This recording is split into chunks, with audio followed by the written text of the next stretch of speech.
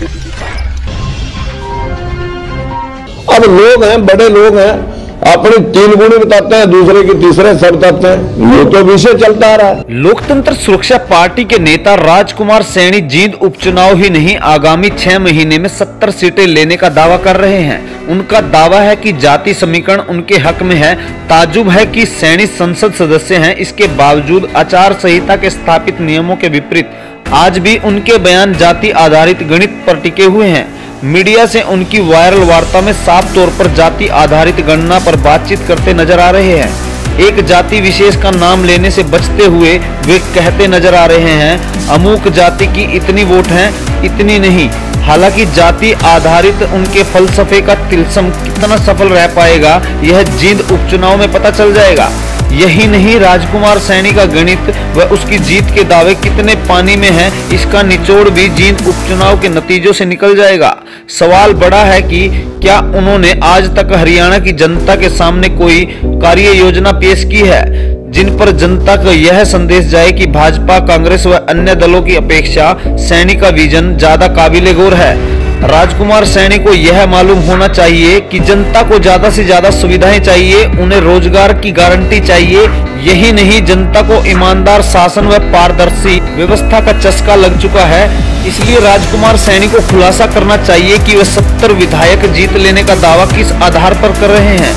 जनता ने अगर मुझे जींद की सीट जिता दी तो मैं 70 सीटों के साथ हरियाणा विधानसभा में पहुंचूंगा और ये सब 6 मास के अंदर करके दिखाऊंगा। हल्का जींद के शहर में मुझे अभी तक कोई मल्ला ऐसा नहीं मिला जहां उस समाज के 10,000 हों।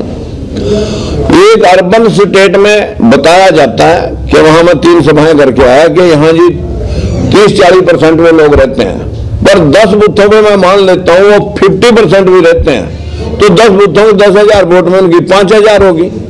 और 37 गांव है, 12 गांव में एक भी उस समाज से नहीं है।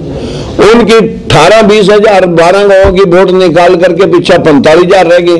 45,000 में अगर बाकी गांव में 30-35-40% वोट मानने भी, इससे ज्यादा कहीं नहीं होती, पर मैं 50% मान लेता हूं तो 22,000 होगी। 22 और 5 27।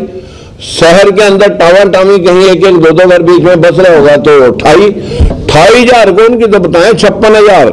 जो ब्राह्मण समाज है 20,000 वोट ले रहा है, जो सैनी समाज है 20,000 वोट ले रहा है, उनकी बताते हैं 10-10। यही प्रदेश के अंदर बताते हैं कि हमारी 35% आबादी है, जबकि स्टैटिस्टिकल डिपार्टमेंट में जाओ देखो कोई भी जाति 10% को क्रॉस नहीं करती एज पर 2011 के सेंसस के मुताबिक।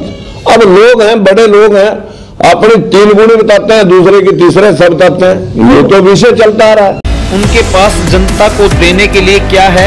जहां तक पारदर्शी और ईमानदारी व्यवस्था का प्रश्न है, राजकुमार सैनी उस पैमाने पर नैतिक तौर पर थोड़ा कमजोर पड़ते हैं, क्योंकि भाजपा छोड़कर संसद सदस्यता न छोड़ना दर्शाता है कि सुख सुविधाएं तो राजकुमार सैनी को भी बहरहाल चाहिए।